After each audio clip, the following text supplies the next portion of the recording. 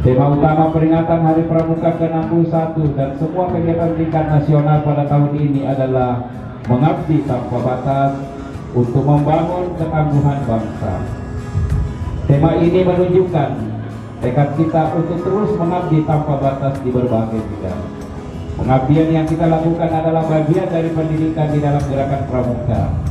Sejak usia Pramuka Siaga, adik-adik kita telah dididik untuk memberikan perhatian terhadap sesama, siap membantu orang lain yang membutuhkan pertolongan. Hal ini bisa dimulai dengan cara-cara sederhana dan dilakukan di lingkungan keluarga kita masing-masing maupun di lingkungan masyarakat di sekitar tempat tinggal kita. Sayang sesama manusia, 3 patriot yang sopan dan kesatria.